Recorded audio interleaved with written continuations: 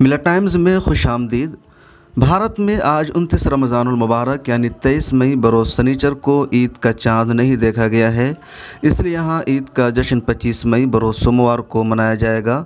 हालांकि पड़ोसी मुल्क पाकिस्तान में आज 29 रमज़ान को ही ईद का चाँद देखे जाने का ऐलान किया गया है, जिसके मुताबिक वहाँ 24 मई बरोज़ इतवार को ही ईद का जश्न मनाया जाएगा।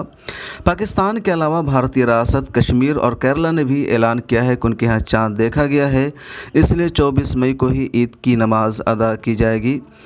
पाकिस्तान के अलावा अरब ममालिक, तुर्की, यूरोपियन ममालिक और अमेरिका वगैरह में भी 24 मई को ही ईद की नमाज अदा की जा रही है।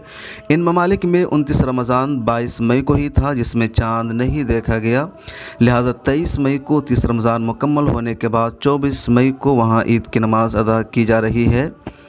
भारत में 29 रमज़ान को कहीं से भी चाँद देखे जाने की तस्दीक नहीं हो सकी है।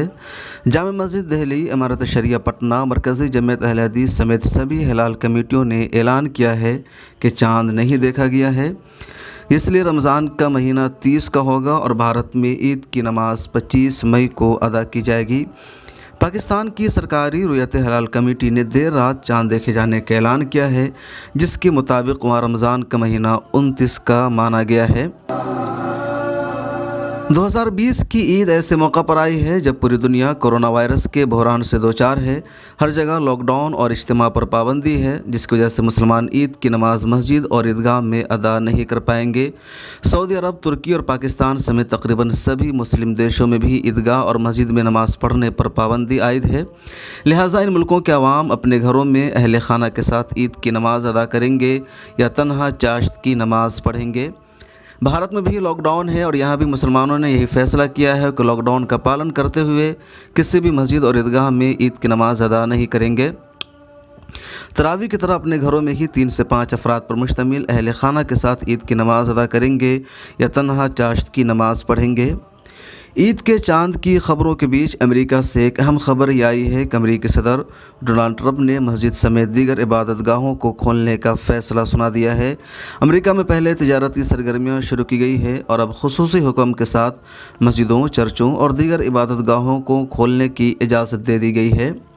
अमेरिकी सदर ट्रंप ने अपने एक बयान में कहा है कि इबादत गाहें बहुत ज़रूरी हैं और उन्हें अब फौरी तौर पर खोला जाए। उनका कहना था वो चर्च और मसाजिद समेत दीगर इबादत गाहों को ज़रूरी समझते हैं। रियासत के गवर्नर चर्च, मस्जिद और दीगर इबादत गाहों को फौरी तौर पर खोलने की इजाज़त दें।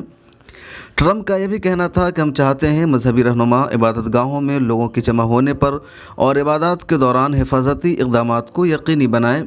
इससे कबल इसराइल के वज़ीर-ए-आज़म बेंजामिन नेतन्याहू ने गुज़िश्ता 20 मई को कहा था मुल्क में बुध की सुबह से मजहबी मकामात दोबारा खोल दिए जाएंगे। उन्होंने ऐलान किया था कि इसराइल में एक हाल में 50 अफराद की मौजूदगी के दायरे में रखते हुए यहूदी इबादत खाना, मस्जिद और चर्च खोलने का फ़ैसला लिया गया है। मजहबी मकामात में एक दूसरे शख्स के दरमियान 2 मीटर की दूरी, मास्क पहनने और हिफ़्ज़ान सेहत के इक़दामात करने होंगे। अमेरिकी सदर ट्रंप के इस फैसले के बाद माना जा रहा है कि अमेरिकी रियासतों में मुसलमान बाज़ाब्ता तौर पर ईदगाह और मस्जिदों में ईद की नमाज अदा कर सकेंगे, जबकि दुनिया के बकिया ममालिक में ऐसा नहीं हो पाएगा। ईद की नमाज के सिलसिले में कुछ लोग कह रहे हैं कि तन्हा नमाज पढ़ लें, ये सही नहीं है। आप कम से कम 3 लोगों के साथ जमात करें या फिर तन्हा ईद की जगह चाश्त की नमाज़ पढ़ें। अकेले ईद की नमाज नहीं हो सकती है, क्योंकि ईद के लिए बुनियादी और पहली शर्त जमात का होना है। मिलत टाइम्स ने इस सिलसिले में पहले एक वीडियो बनाई है जिसमें पूरी तफसीलात बताई गई है। आपसे दरख्वास्त है कि उसे ज़रूर देखें।